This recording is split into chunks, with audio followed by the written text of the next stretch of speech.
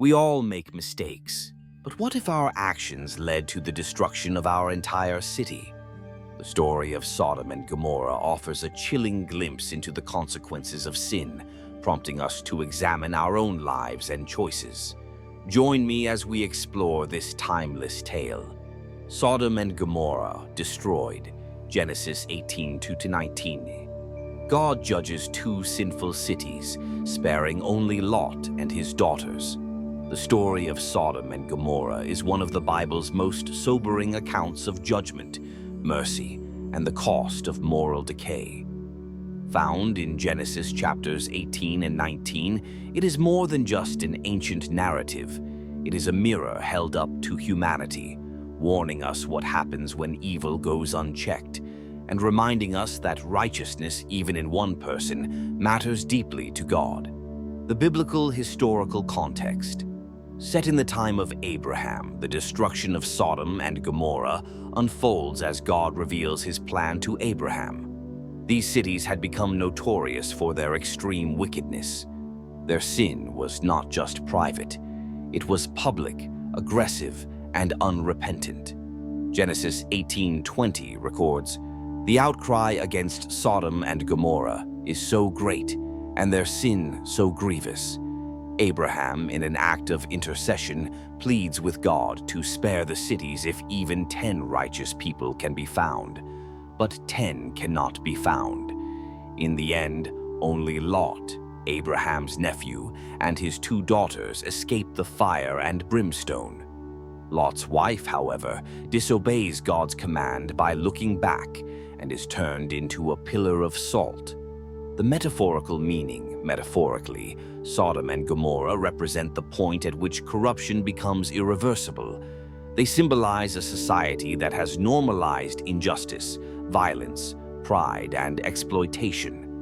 The story is not just about sexual immorality, though that plays a part. It's about a complete breakdown of moral conscience and hospitality.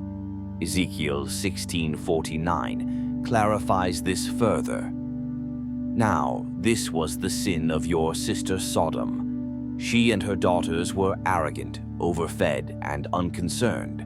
They did not help the poor and needy."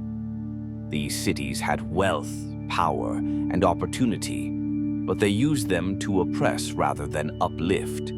The modern-day relevance. In today's world, the story of Sodom and Gomorrah is a wake-up call. It challenges individuals, communities, and nations to examine where they stand. Are we growing numb to injustice? Are we turning a blind eye to the suffering around us?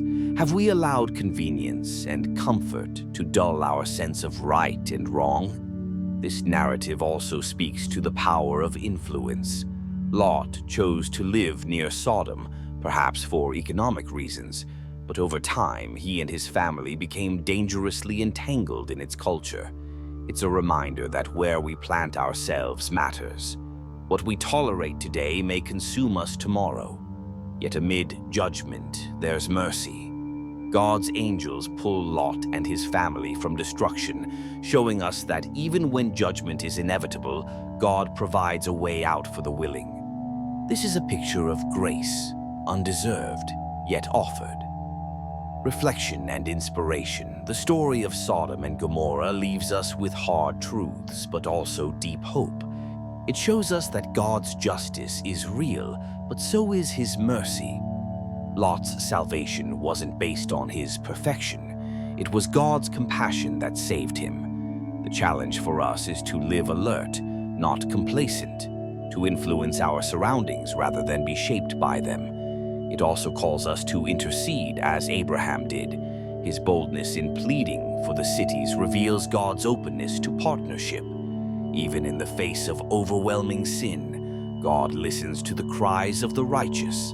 Finally, the story compels us to let go of what holds us back. Lot's wife looked back and lost everything. Sometimes we are called to move forward with God, even when it means walking away from everything familiar. A note from the channel creator. Thank you for supporting this journey. Your presence means everything. Please subscribe, like, share, and comment To help this message reach more hearts, you're warmly invited to join the Bible Echoes community, where ancient stories speak life into today. Let's learn, grow, and stand together in faith.